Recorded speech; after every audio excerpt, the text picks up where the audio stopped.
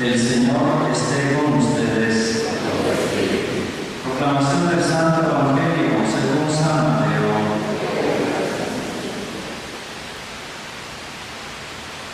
En aquel tiempo comenzó Juan el Bautista a predicar en el desierto de Judea, diciendo: arrepiéntanse, porque el reino de los cielos está cerca. Juan es aquel de quien el profeta Isaías hablaba cuando dijo: una voz clama en el desierto, preparen el camino del Señor, enderecen sus senderos. Juan usaba una túnica de pelo de camello, ceñida con un cinturón de cuero, y se alimentaba de saltamontes y de miel silvestre. Acudían a oírlo los habitantes de Jerusalén, de toda Judea y de toda la región cercana al Jordán. Confesaban sus pecados y él los bautizaba en el río. Al ver que muchos fariseos y saduceos iban a que los bautizaran, les dijo: raza de víboras, ¿quién les ha dicho que podrán escapar al castigo que les aguarda? Hagan ver con obras su arrepentimiento y no se hagan ilusiones pensando que tienen por padre a Abraham, porque yo les aseguro que hasta de estas piedras puede Dios sacar hijos de Abraham.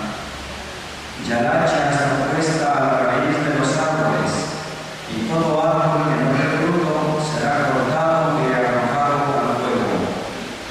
Yo los bautizo con agua, en señal de que ustedes serán arrepentidos, pero el que viene después de mí es más fuerte que yo, y yo ni siquiera soy digno de quitarle las sandalias.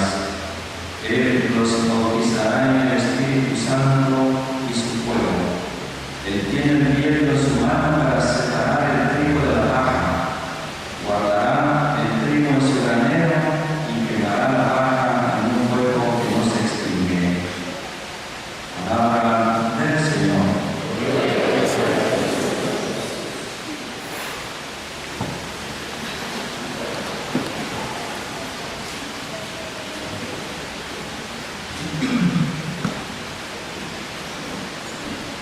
Esta semana, a nivel mundial, hubo un acontecimiento del que me imagino todos tenemos noticia porque se difundió por todos los medios.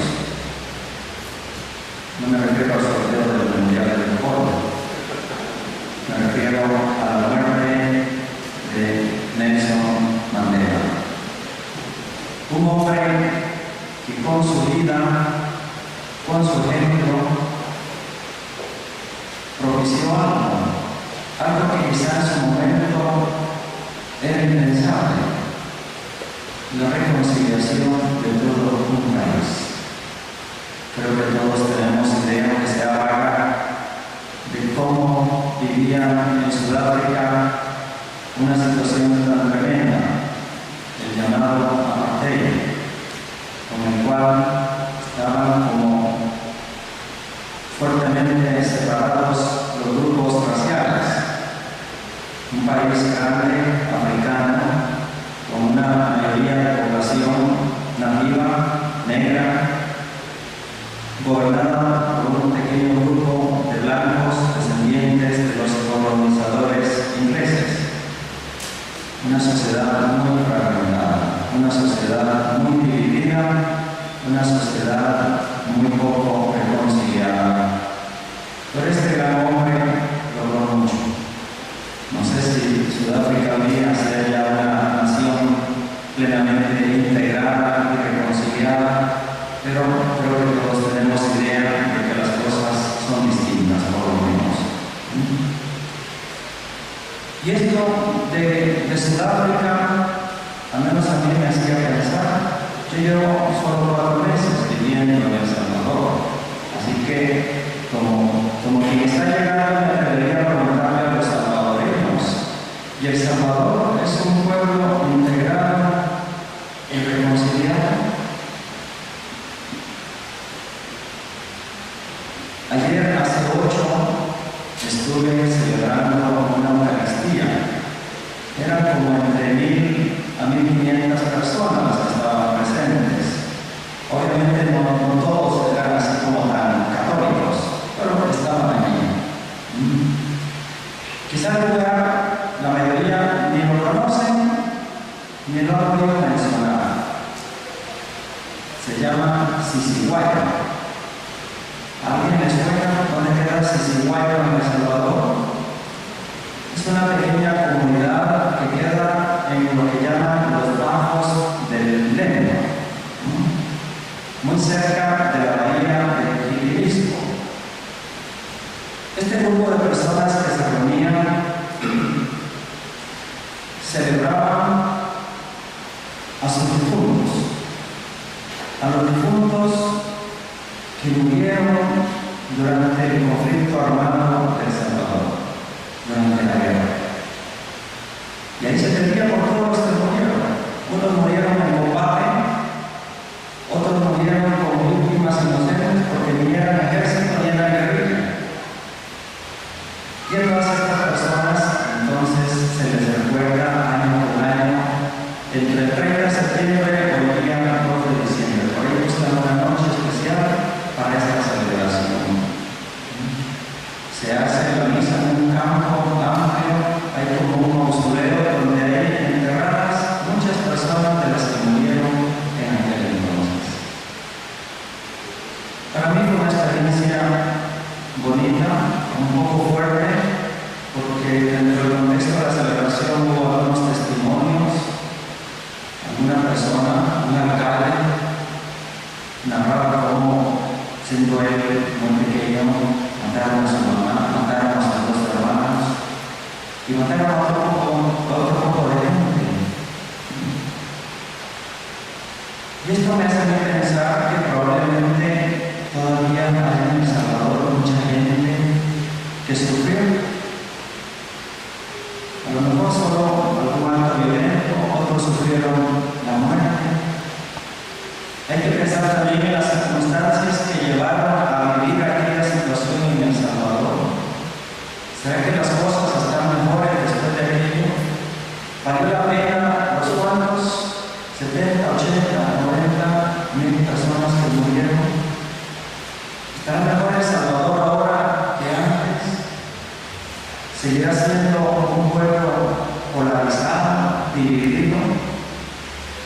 Yo me atrevo a pensar que sí, por lo menos en parte, y no por El Salvador mismo, sino porque es más o menos lo que vivimos en la mayoría de nuestras naciones americanas en general, y quizás hasta en el mundo entero, muy divididos, ricos y pobres, de derechas y de izquierdas, blancos y negros, altos y bajos, hombres y mujeres.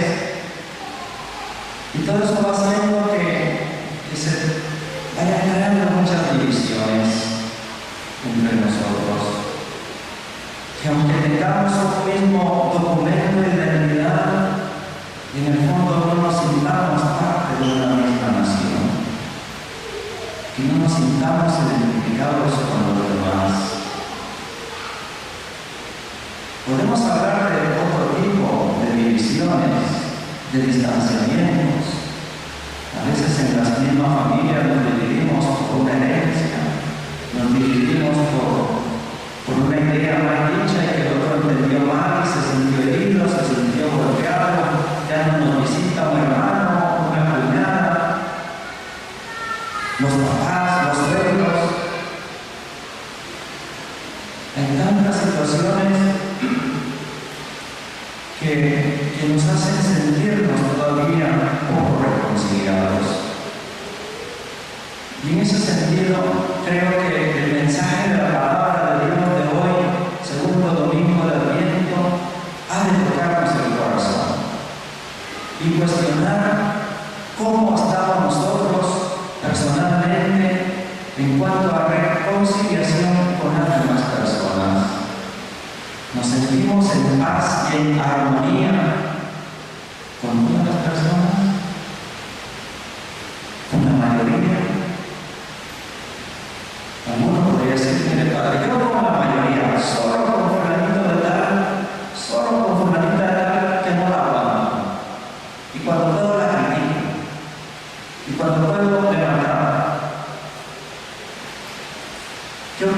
pienso que con una sola persona con la que no estemos plenamente en paz, casi que no lo estamos con nada. La auténtica reconciliación es cuando estamos así bien con todos. ¿Qué cuesta? Porque a veces nosotros son de mal genio, son de mal carácter, han hecho acciones realmente difíciles de comprender o de perdonar. Ciertamente cuesta.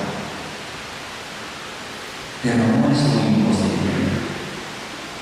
Con mucha frecuencia uno escucha, que en el confesionario se escucha de manera especial: mi Padre, yo perdono, pero no olvido.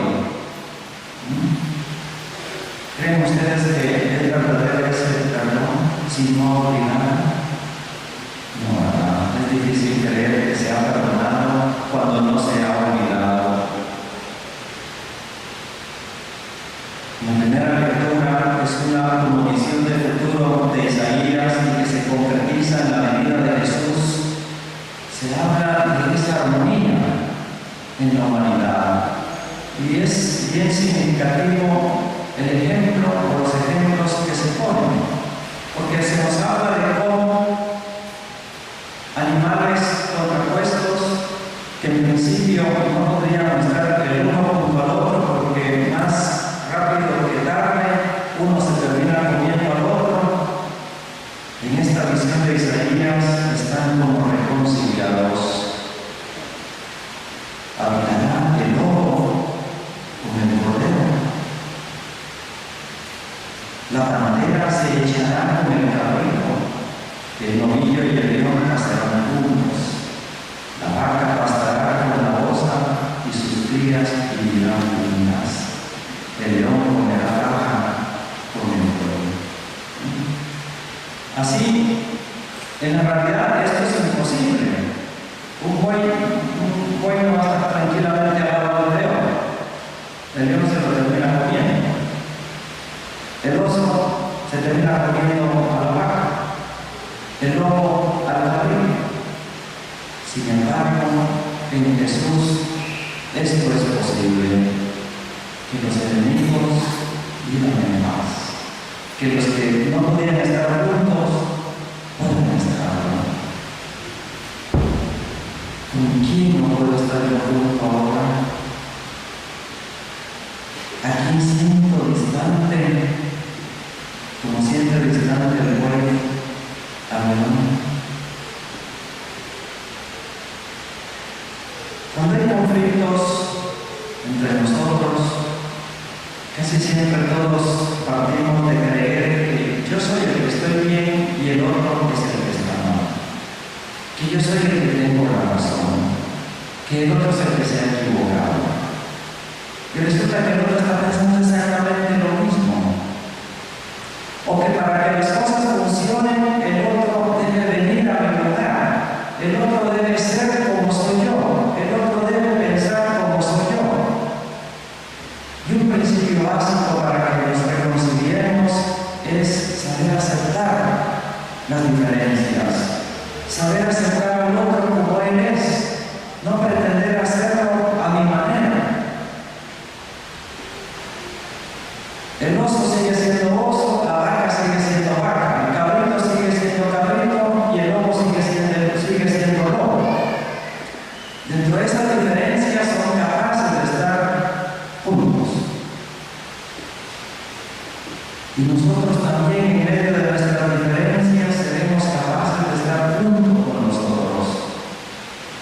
No pretendamos meternos a los demás en nuestro propio esquema, que los otros sean exactamente como somos nosotros. San Pablo, en la carta a los romanos, ha usado un término también bien significativo: vivan en armonía. Es un hermoso concepto el de la armonía, porque la armonía indica que todo está en su lugar, que todo está bien, que cada quien tiene lo que le corresponde. La armonía se nota en todos los ámbitos, incluso en la música tan hermosa con que nos animan en esta Eucaristía.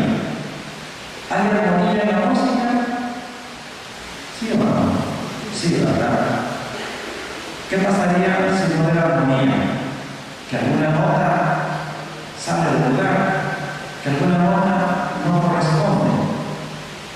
A nosotros se nos invita a vivir así, con la armonía, como la armonía musical, donde todo está en su lugar, donde nada está fuera de su sitio. Y para que haya esa armonía, ese San Pablo, que debemos acogernos unos a otros como Dios nos ha acogido a nosotros. Y ese es el mejor ejemplo que tenemos nosotros, el que nos da Dios mismo.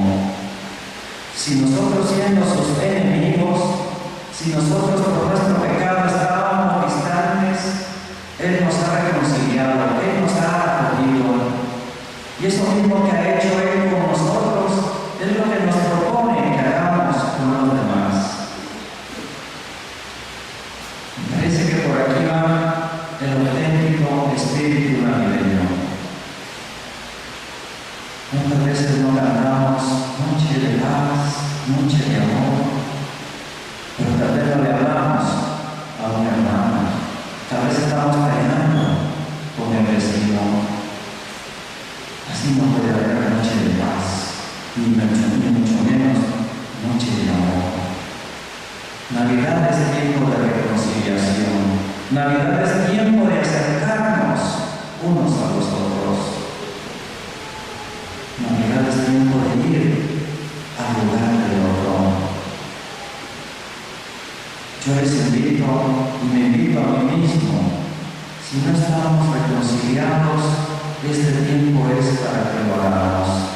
Este tiempo es para que nos acerquemos a las demás personas y tengamos la valentía y la sencillez de saber ir a pedir perdón cuando reconocemos que hemos ofendido a los demás, y también humildad para saber perdonar a quienes sentimos que nos han ofendido.